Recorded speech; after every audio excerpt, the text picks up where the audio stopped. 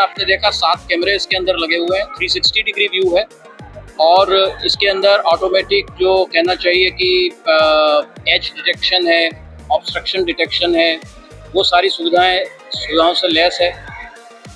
यदि कोई unattended luggage कहीं पे रखा हुआ है उसको आइडेंटिफाई कर सकता है।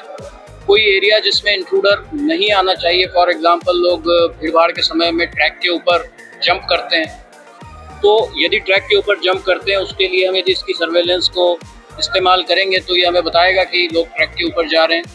तो इस तरह की सारी सुविधाओं से लैस है जिससे हम लोगों की जो मॉनिटरिंग है, जो पुलिसिंग है, उसके अंदर काफ़ी हमें हेल्प मिलने वाली है।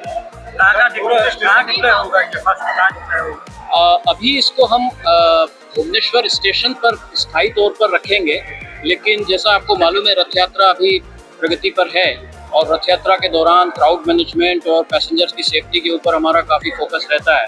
तो इसे कुछ दिनों के लिए रथ यात्रा के समय पूरी स्टेशन पर डिप्लॉय किया जाए। उसके बाद कहाँ से भुवनेश्वर के बाद कहीं भी, जैसा आपने देखा, ज़रूरत के आधार पर इसको कहीं पर भी ले जाया जा सकता है, पूरी तरह ट्रांसपोर्ट किया जा सकता है।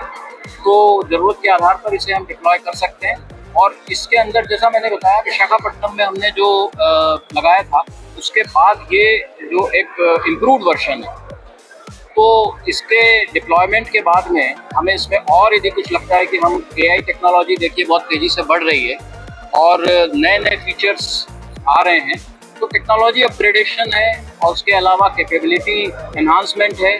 उसके तौर पे जो भी हमें फीडबैक मिलेगा उसके आधार पे और इसके अंदर हम लोग सुधार कर सकते हैं और अन्य स्टेशन जहाँ पर हमें भीड़ भाड़ का सामना करना पड़ता है वहाँ पर भी लगा। कितना किलोमीटर कैप्चर करता है, कितना किलोमीटर?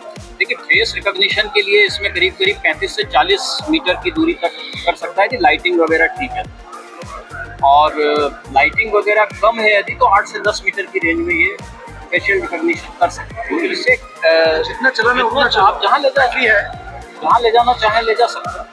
बैटरी ऑपरेटेड किलोमीटर का कोई रिस्ट्रिक्शन नहीं, तो ये आप कहीं भी डिप्लॉय कर सकते हैं। कैसे चलता है?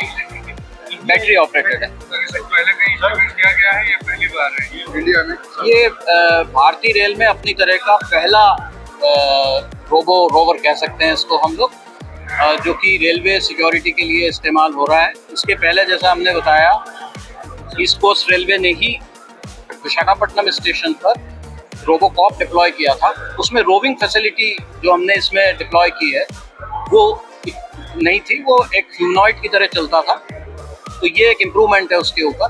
तो ये दोनों अपने आप में पूरी भारतीय रेलवे पर अपने आप में पहले रोबोकॉप्स हैं।